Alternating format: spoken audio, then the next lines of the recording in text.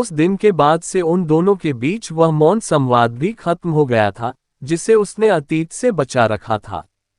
उनके चेहरे से उदासी और कड़वाहट के पर्चे को बखूबी पने लगी थी वह, पर कब तक अनजान बनने का ढोंग करती, कब तक उनकी बड़ी बड़ी आंखों से खुद को बचाती। अंकुश की तरफ से उसने शब्दों की प्रतीक्षा बंद कर दी थी। क्या है उनके भीतर वह नहीं जानती। क्यों वह अपने भीतर की जलती हुई लपटों को उस पर डाल देते हैं।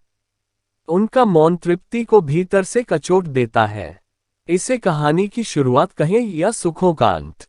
जब अंकुश उसे देखने आए थे, साथ में उनका छोटा भाई पलाश भी था जो तृप्ति का सहपाठी था।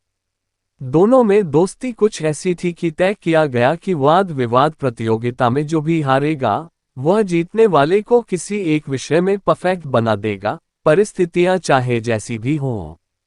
सौदा मजेदार था, लेकिन तृप्ति मेहनत वाले कामों से अक्सर दूर रहती, मस्ती में काम करती। प्रतियोगिता शुरू होने जा रही थी।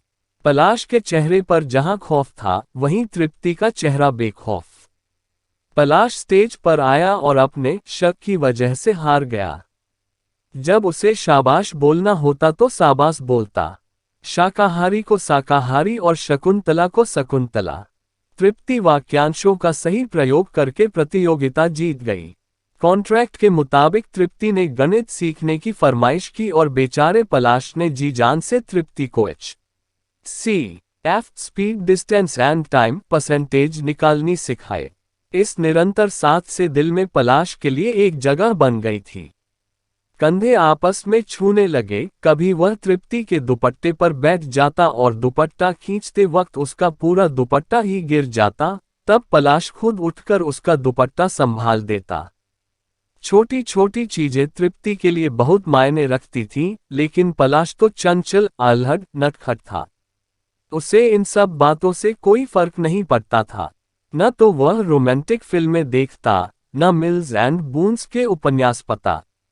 उसके पास तो बहस करने के लिए राष्ट्रीय अंतर्राष्ट्रीय घटनाक्रम होते, पने को पत्र पत्रिकाएं होती।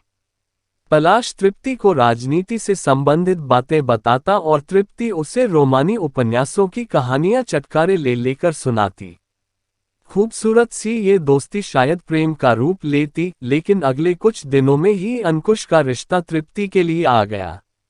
अंकुश के घरवालों ने पहली नज़र में तृप्ति को पसंद कर लिया। 1 महीने के भीतर ही वह उस घर की बहू बन गई। तृप्ति और अंकुश के स्वभाव में बेहद फर्क। तृप्ति हंसमुख और चंचल थी तो अंकुश गंभीर, चिड़चिड़े स्वभाव के। पहली ही रात उन्होंने अपने कड़वेपन का सबूत दे दिया था।